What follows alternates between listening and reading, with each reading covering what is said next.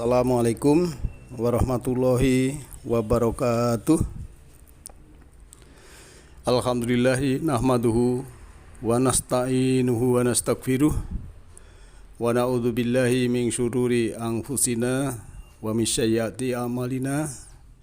May yahdihillahu fahuwal muhtadi wa may yudlil falan tajida lahu waliyyan mursyida. Subhanaka la ilma lana illa ma 'allamtana innaka antal alimul hakim. Rabbi shrah li sadri wa yassir li amri wahlul 'uqdatam min lisani yafqahu qawli. Sahabat dan Bapak Ibu kaum muslimin dan muslimat yang saya hormati, marilah kita senantiasa bersyukur kehadirat Allah Ta'ala bahwa pada malam hari ini kita masih diberi kesehatan, diberikan kesempatan, diberikan kenikmatan, keselamatan, kedamaian, kenyamanan, ketentraman. Semua itu karena Allah Maha Pengasih lagi Maha Penyayang. Marilah kita sejenak untuk sering bersama mengkaji ayat-ayat Allah dan kita samakan frekuensi yang terjadi dan kita samakan juga frekuensi itu untuk terjadi resonansi. Kesucian akan meresonansi sesuatu yang suci, kebaikan akan meresonansi segala yang baik, dan keburukan pun akan meresonansi segala keburukan. Begitulah cara kerja alam semesta yang kita sebut sebagai sunatullah itu. Maka jika kita ingin memperoleh petunjuk dari kitab suci Al-Quran di dalamnya, hendaklah kita memang harus mensucikan diri, mensucikan jiwa kita, mensucikan rohani kita, membuka mata kolbu kita, membuka mata batin kita, membuka mata rohani kita. Sebab apa? Seluruh benda dan peristiwa di alam semesta ini tak lebih dari getaran yang memiliki frekuensi. Benda kecil maupun besar, peristiwa dekat maupun jauh, semuanya adalah manifestasi dari getaran. Maka dalam sudut pandang ini, seluruh peristiwa yang terjadi di sekitar kita adalah manifestasi dari komposisi getaran belaka. Sahabat dan Bapak Ibu yang saya hormati, seluruh panca indera dan kinerja otak kita pun ini bekerja berdasar getaran tersebut. Maka adalah indera yang bekerja itu biasanya pada getaran cahaya tampak, sekitar 10-14 set kan begitu ya. Telinga bekerja pada gelombang suara 20-20 ribu Hz. Demikian pula penciuman, peraba dan perasa adalah indera yang bekerja secara gelombang atau getaran pada ujung-ujung saraf penginderaan yang diteruskan secara elektromagnetik ke pusat penginderaan di otak kita. Nah, apalagi kalau kita berbicara tentang informasi, seluruh informasi yang bersiliweran di alam semesta ini adalah peristiwa-peristiwa yang berbasis pada getaran alias gelombang. Jadi mirip dengan terpancarnya gelombang televisi atau gelombang radio dari stasiun pemancar ke alat penerimaannya. Jadi manusia adalah alat penerima gelombang, sedangkan berbagai peristiwa alam adalah stasiun pemancarnya. Demikian pula manusia bisa sebagai pemancar dan manusia lainnya sebagai penerima, atau sebaliknya, termasuk juga makhluk-makhluk lainnya seperti binatang, tumbuhan, bahkan makhluk yang gaib misalnya seperti malaikat atau jin yang abstrak. Nah, mekanisme tertangkapnya gelombang oleh penerima bisa digambarkan sebagai proses resonansi. Misal kita ambil contoh pendengaran kita. Saat kita mendengar suara, itu sebenarnya yang terjadi itu adalah bergetarnya gelendang telinga kita oleh gelombang suara yang memasuki lubang telinga kita itu. Nah, getaran suara yang menggetarkan gendang telinga kita itu lantas diubah menjadi sinyal-sinyal elektromagnetik yang diteruskan oleh jaringan saraf ke pusat pendengaran di otak. Maka muncullah kesan informatif yang kita sebut sebagai mendengar. Ikhwatin dan sahabat, Bapak Ibu yang saya hormati, Karena memang diri kita ini adalah ayat ya. Ayatnya kan berbunyi begitu ya. Dalam surah 41 ayat 53 itu ya, bahwa Allah akan membentangkan ya ayat-ayatnya di semesta ini, di ufuk ya, setiap ufuk atau fil afaq wa fi anfusihim, dan di dalam diri mereka, termasuk diri kita ini. Nah, demikian pula kalau kita misalnya ya dengan penglihatan, penciuman, peraba dan perasa, meskipun sedikit berbeda tetapi prinsip dasarnya adalah sama. Menularkan getaran dari sumbernya ke jaringan saraf ya yang ada pada diri kita ini, dan kemudian diteruskan ke otak sebagai pusat pengendaraan secara gelombang elektromagnetik. Maka bagaimanakah agar transfer informasi itu berjalan secara maksimal ya, berjalan secara maksimal dan tidak memunculkan distorsi? Prinsip dasarnya adalah menjadikan peralatan penerima getaran itu peka, sepeka-pekanya. Gampang bergetar selembut apapun sinyal getaran yang datang, ibarat sebuah membran super tipis ya, super tipis yang bergetar ketika ada angin lembut melewatinya.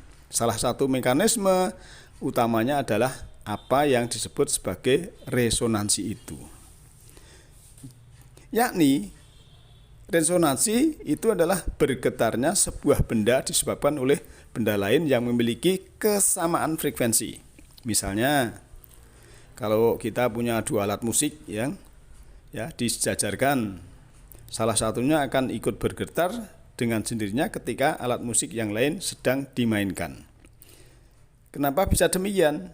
Ya karena alat-alat musik tersebut memiliki frekuensi yang sama dengan sumbernya sehingga getarannya menular secara resonansi.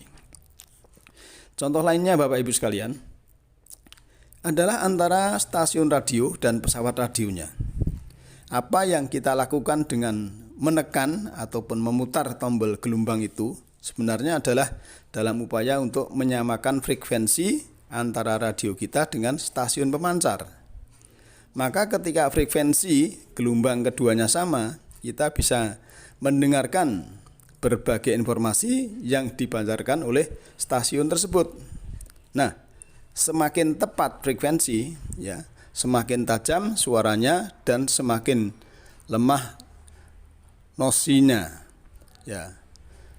Kemerseknya itu semakin lemah kalau posisi jarumnya itu tepat sekali. Tetapi semakin tidak tepat frekuensinya, akan semakin besar pula kemerseknya dan gangguan-gangguan lainnya. Begitu juga sebenarnya proses-proses spiritual yang terjadi pada kita. Orang-orang yang mengotori jiwanya dengan keburukan, sesungguhnya dia sedang membangkitkan gelombang keburukan dalam hidupnya. Receiver alias peralatan penerima dalam jiwanya bergetar dalam frekuensi yang tidak baik. Maka jiwanya akan menangkap sinyal-sinyal ketidakbaikan juga dari sekitarnya itu. Sebaliknya, orang-orang yang menjaga jiwanya selalu dalam kebaikan, insya Allah sebenarnya dia sedang yaitu searching ataupun mencari gelombang kebaikan pula dari sekitarnya. Maka resonansi yang terjadi adalah resonansi kebaikan pula. Teman-teman dan sahabat, Bapak Ibu yang saya hormati, kaum muslimin wal muslimat rahimakumullah. Alam semesta ini berisi segala macam gelombang baik dan buruk. Tinggal jiwa kita ini mau kita arahkan kemana. Di gelombang itulah informasi akan mengaliri jiwa kita. Persis dengan apa yang kita lakukan saat menyetel radio tadi, sebagai analogi tadi saya gambarkan. Nah, orang-orang yang sedang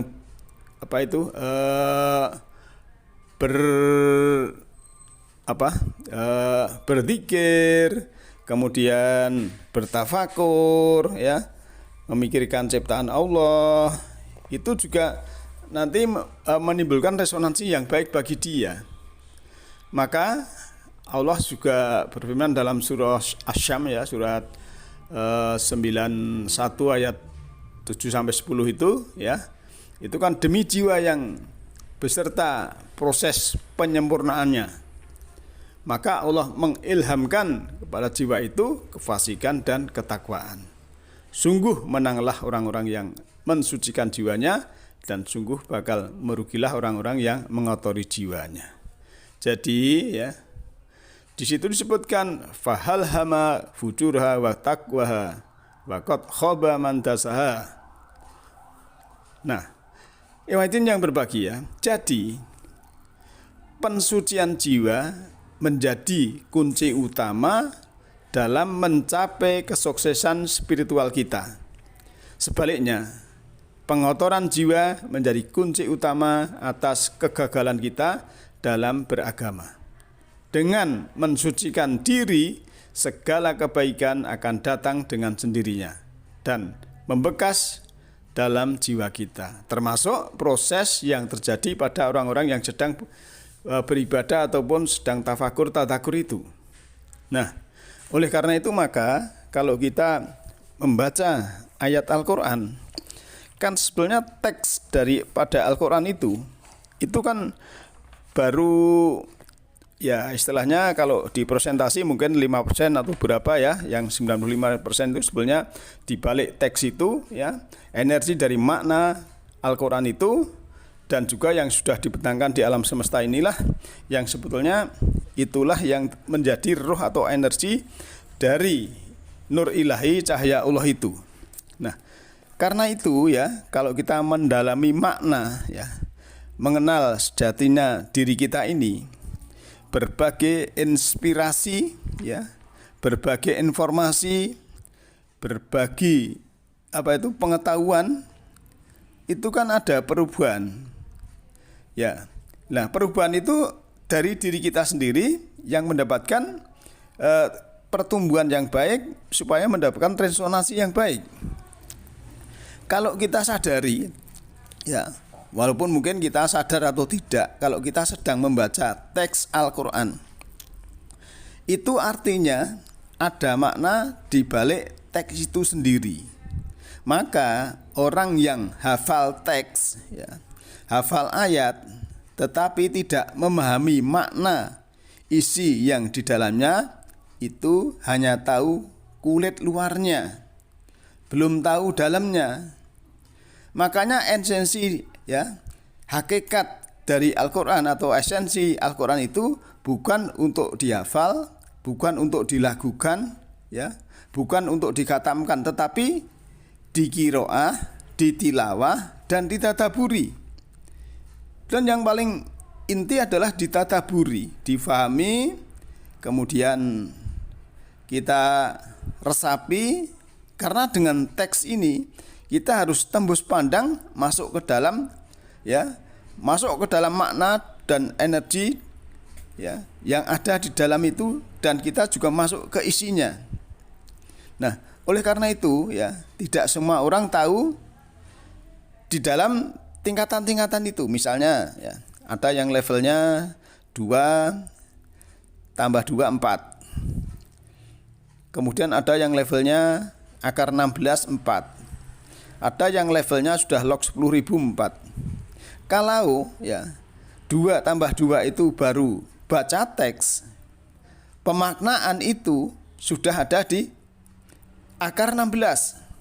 Dan yang log 10.000 itu difahami sepenuh ya, sepenuh hati ya, dilaksanakan seperti Nabi Muhammad ya, sebagai uswatun hasanah.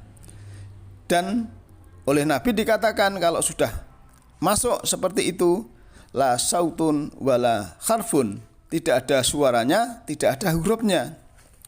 Jadi sudah jadi pengalaman karena sudah mengalami. Maka Quran yang tidak menjadi pengalaman itu hanya dibaca berulang-ulang, khatam berulang-ulang, bisa jadi ya nyebut nama Tuhan tidak kenal Tuhan. Tahu nama itu belum tentu tahu orangnya. Nah, menyebut nama Tuhan, kadang orang juga belum tahu, belum kenal siapa Tuhan itu. Tetapi kalau sudah mengalami, ya, kalau sudah menjalani, ya, menjalani apa yang ada di dalam ayat itu dan mengenal ma'rifatullah pada Allah, ya insya Allah dia akan mengenal esensi dari apa yang dimasukkan dalam Al-Quran itu. Kenapa bahasa Al-Quran itu bahasa Arab, ya, bahasa Arab. Arab itu kan dari istilah i'rab. Itu kan artinya pengurai, ya. Jadi harus diuraikan menurut ya bahasa yang dipahami. Wahyu itu bahasa Allah, bahasa jiwa, bahasa universal. Sedangkan teks di luar itu masuk ke dalam, itu nanti ada nur ilahi. Maka baca ayat dengan mengalami ayat itu berbeda. Apalagi sudah menjadi ayat. Nah, kebanyakan itu hanya membunyikan teks, ya. Kebanyakan itu hanya membaca teks, ya, sudah berhenti, tidak masuk ke dalam. Padahal esensinya itu kan la'alakum takilun, supaya kita diberi akal ini untuk digunakan, ya, sebagaimana dalam surat Yunus ayat 100 itu. Nah, untuk menaikkan level teks kepada cahaya ini namanya sudah, ya, menjadikan petunjuk dan konteksnya ada mengalami atau pengalaman sebagai tindak lanjut dari mengetahui tadi. Nah, makanya membaca Al-Quran dan mengalami Quran itu hal yang sangat berbeda. Nah, tugas kita yang sudah berusia ini memang seharusnya, ya, kita harus selalu memahami apa yang terjadi di dalam makna-makna Al-Quran itu, supaya kita dalam bertadakur, bertafakur, ya, itu bisa memunculkan energi-energi yang sangat luar biasa sehingga kita menjadi seorang yang ulul albab.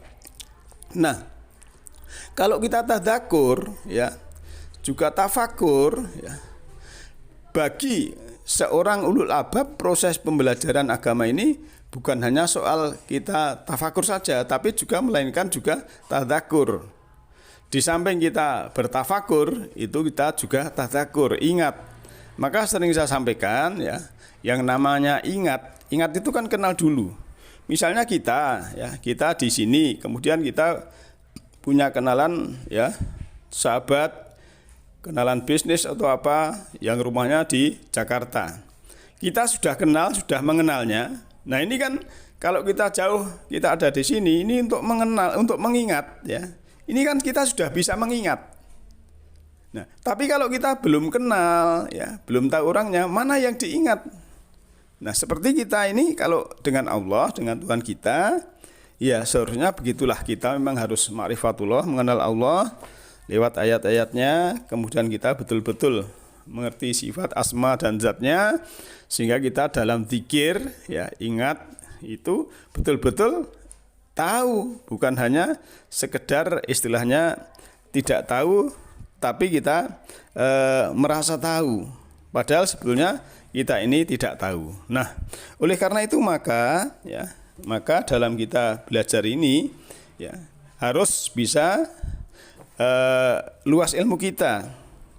Dan ilmu yang kita peroleh itu bisa meluaskan pikiran kita, kemudian bisa membuka mata kolbu kita, sehingga apa yang terjadi kita tidak picik, ya, kita tidak dangkal, kita sudah berwawasan luas, berwawasan universal, dan kita sudah bisa meninggalkan karya-karya besar untuk orang-orang yang di belakang kita. Ikhwatin yang sahabat yang saya hormati. Nah, orang baik itu kan meninggalkan manfaat yang baik bagi generasi-generasi berikutnya. Misalnya, ya, dalam Al-Quran itu disebutkan Ibrahim adalah orang besar dan baik yang banyak meninggalkan karya besar dalam hidupnya, dan kemudian ditinggalkannya untuk generasi yang berikutnya.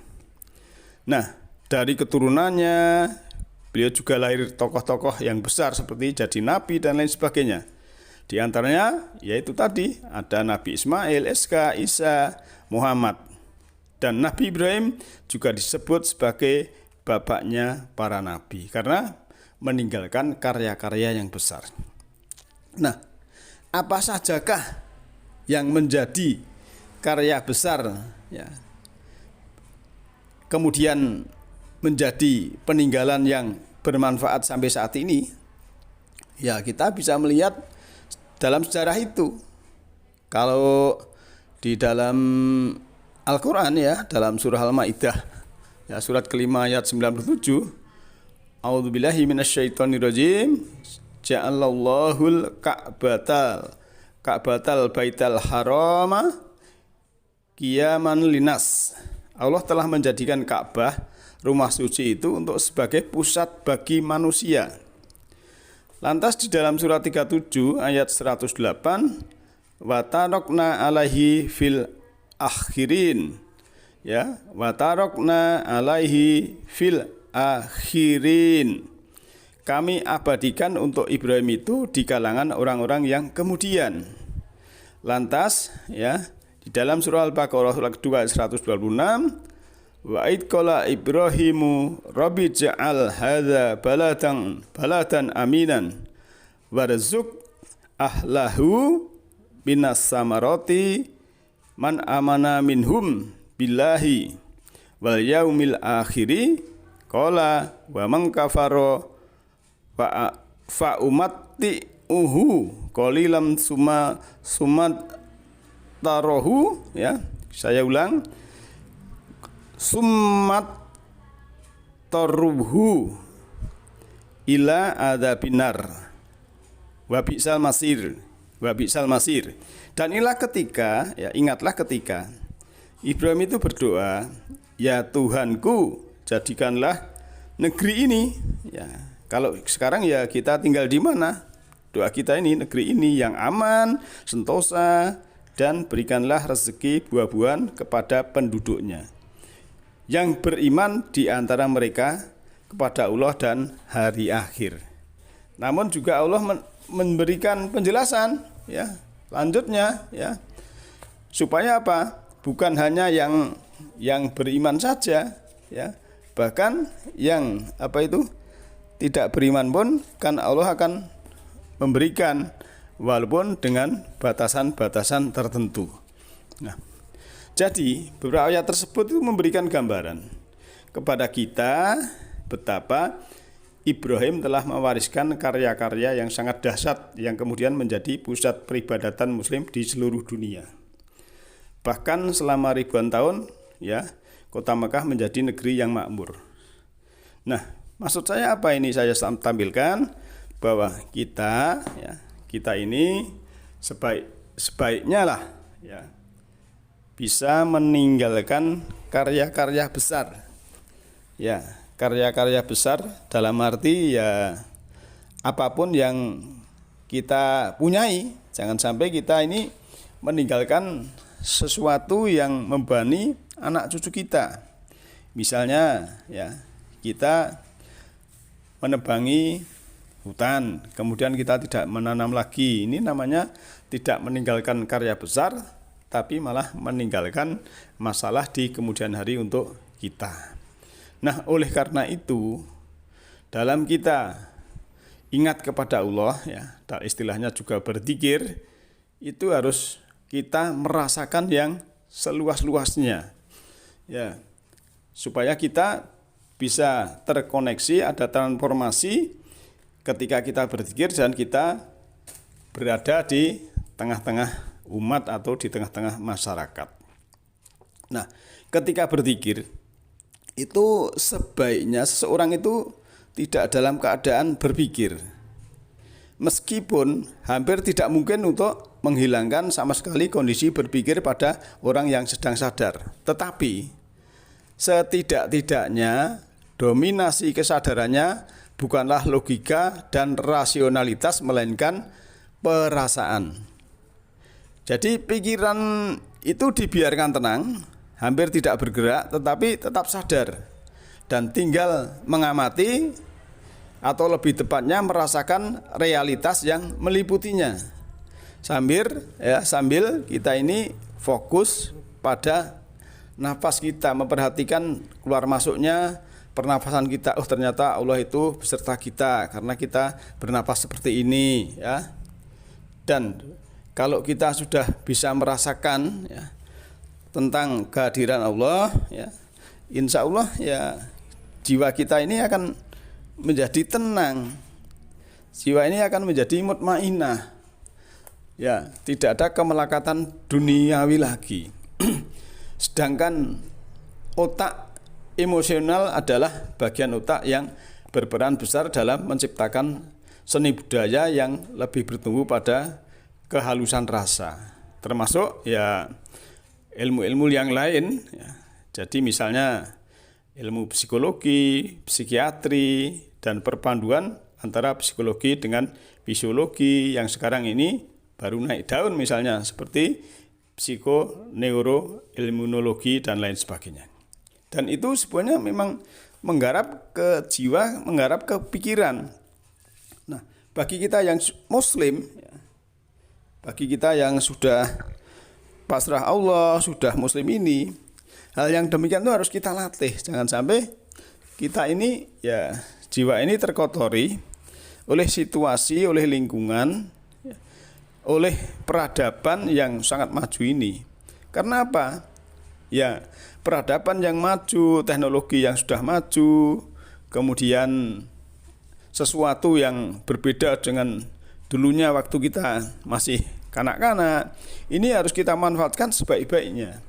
Sehingga apa? Kita bisa meninggalkan karya-karya untuk anak-anak kita, ataupun anak-anak kita itu ada kesan bahwa disiapkan oleh orang tua kita untuk menjadi manusia-manusia yang bermanfaat di kemudian hari. Maka kalau di dalam surah 4 ayat 9 itu kan, hendaklah takut ya mereka itu kalau meninggalkan generasi-generasi yang lemah. Itu artinya apa? Artinya memang kita harus menyiapkan dari sekarang ini untuk generasi yang akan datang.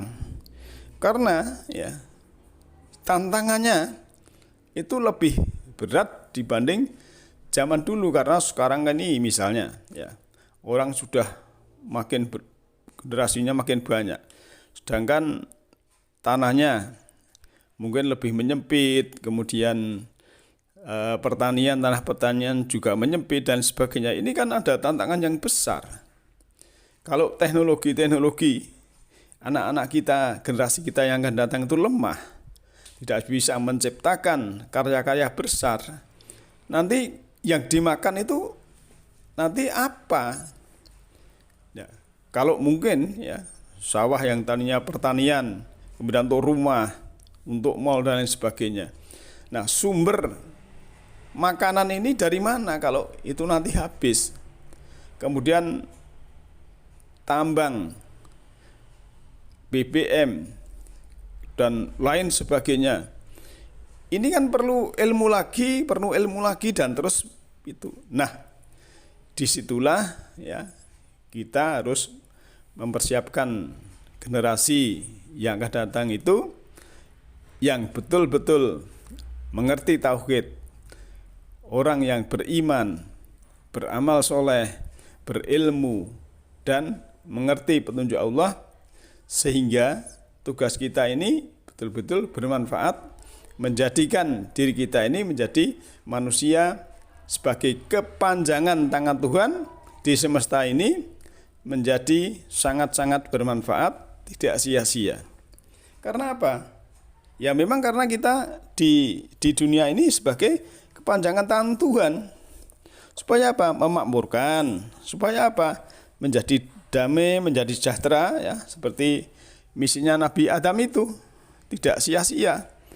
Karena ya, kalau misi Nabi Adam kita teruskan untuk menjadikan semesta, khususnya di planet bumi ini, menjadi orang-orang yang selalu baik, ya insya Allah Allah akan memberikan yang terbaik. Tetapi kalau sampai tidak mau menggunakan kolbunya, tidak mau menggunakan akalnya, tidak mau menggunakan pendengarannya, semua nanti ya akan kembali kepada mereka, sebagaimana dilansir dalam Al-Quran itu kan. Sebutkan.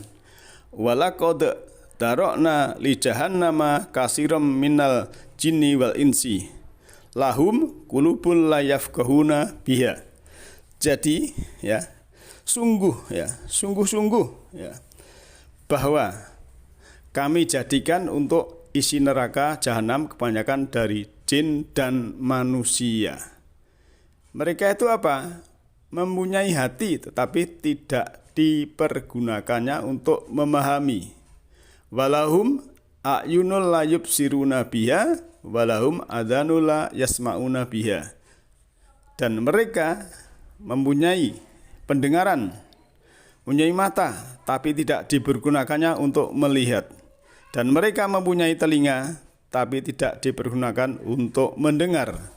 Ya, mereka ini disebutkan ya, ulaika kal an'am balhum adallu ulaika humul ghafilun. Dan mereka ini seperti binatang ternak, kal an'am, bahkan mereka lebih besar lagi, dan mereka itulah orang-orang yang lalai.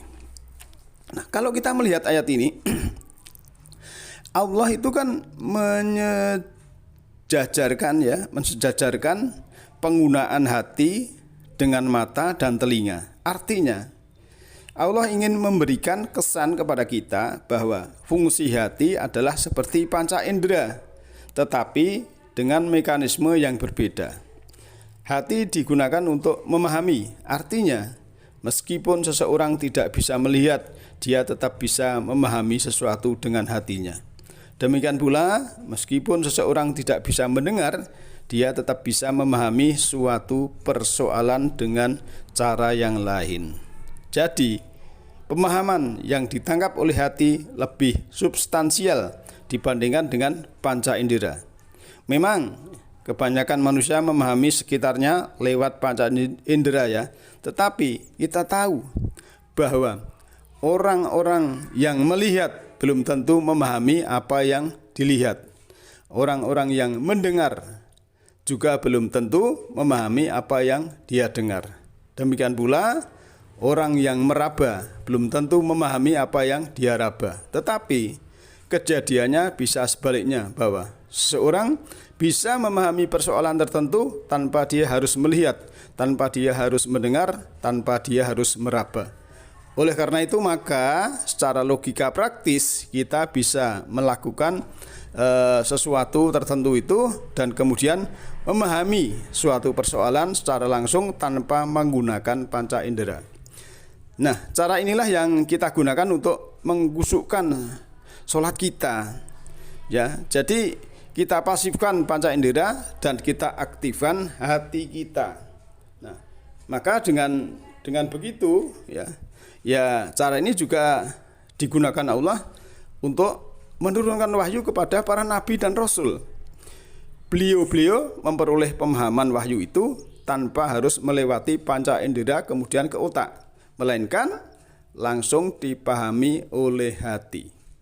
Hati nurani yang sudah sangat tajam dan lembut akan memperoleh pemahaman langsung yang lebih akurat dibandingkan pemahaman lewat panca indera. Karena panca indera dengan berbagai keterbatasannya seringkali malah menipu pemahaman kita. Nah, Ewaitin yang berbahagia, yang insya Allah dirahmati oleh Allah Subhanahu wa Ta'ala. Oleh karena itu, marilah kita senantiasa terkoneksi dengan Allah Ta'ala, dan semoga Allah Ta'ala membimbing kita di garis hukumnya dan melindungi kita semua dari kegelapan jiwa dan selalu mendapatkan cahaya darinya. Semua makhluk hidup, baik yang kelihatan maupun yang tidak kelihatan, di setiap ruang dan waktu, di semua tingkatan senantiasa hidup berbahagia. Demikian, nasru minallahi wa fakum qarib. Alhamdulillahi rabbil alamin. Assalamualaikum warahmatullahi wabarakatuh. Insyaallah lain waktu kita bisa sambung lagi dalam kajian ini, dan semoga Bapak Ibu semua dalam lindungan Allah Ta'ala dan kita mendapatkan petunjuk Dalam arti yahdillahu linurhi mayasa. Allah menunjuki cahayanya berupa alam semesta rohani siapa yang Dia kehendaki. Dan semoga kita juga termasuk yang mau menyongsong cahaya ilahi itu, akhirnya kita orang yang dikehendaki oleh Allah Ta'ala mendapatkan cahaya itu.